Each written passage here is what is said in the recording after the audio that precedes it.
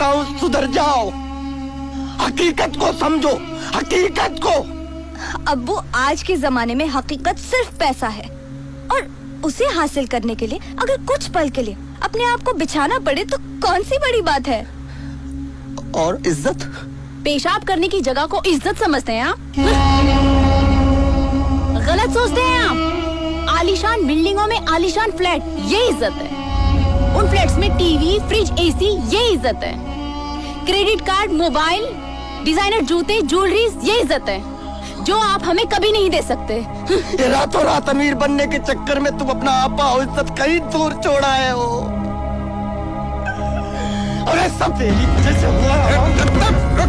बहुत है को इसे, और कल सुबह तक ये शहर छोड़ देना। साली तूने मेरे परिवार को बर्बाद कर दिया।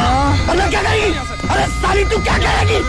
क्या साली तेरा बॉडी काट के तुझे कुत्ता बना खिलाऊं?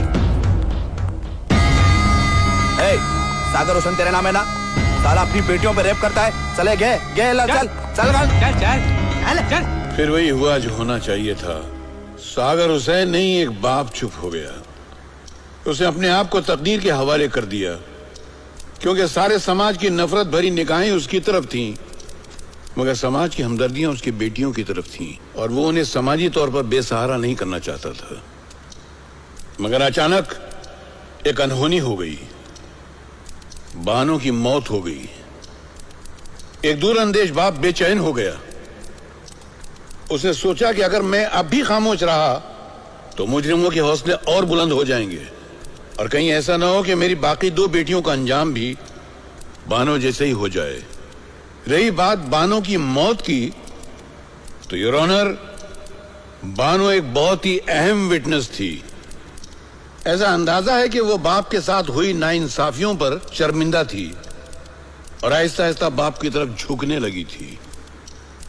इस केस के किसी भी स्टेज पर आकर वो कुछ उगल न दे, उसको रास्ते से हटा दिया गया। यह बात मैं साबित कर सकता हूं, मगर इसके लिए मुझे गवाह पेश करने की इजाजत चाहिए। Yes mister PP Verma. No objection your honour. Witness कौन है? इमदाद अली। Permission granted.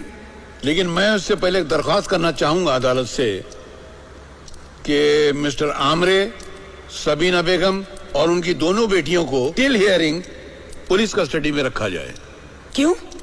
क्योंकि अब मैं ये प्रूव करने जा रहा हूं कि वो खुदकुशी नहीं थी, मर्डर था, प्लान्ड मर्डर।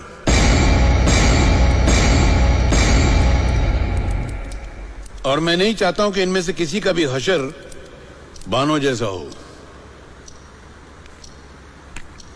यह अदालत प्रोसिक्यूशन को हुक्म देती है कि मिस्टर आमरे, शबीना बेगम और उनकी दोनों बेटियों को पुलिस निगरानी में रखा जाए।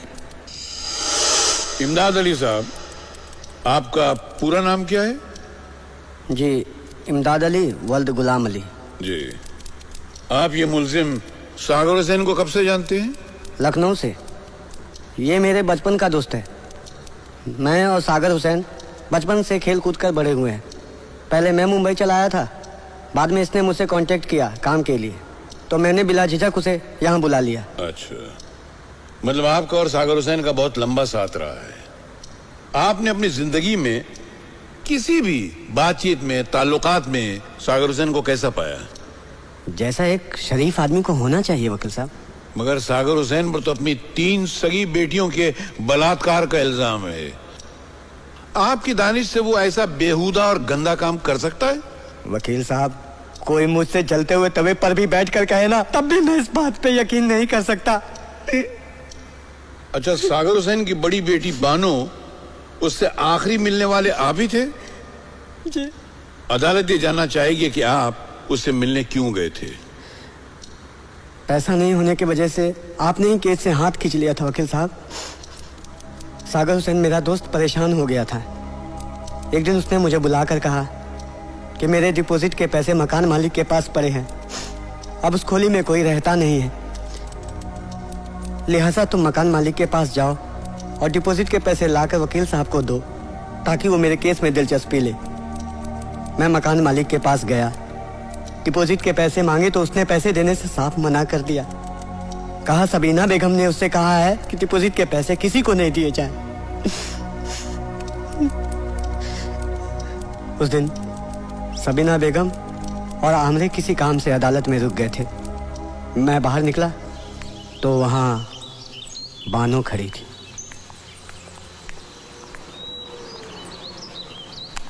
बानो, देखो, अपनी खुशी के लिए किसी की जिंदगी बर्बाद कर देना कहाँ तक ठीक है बताओ? चाचू, पर मैं क्या कर सकती हूँ?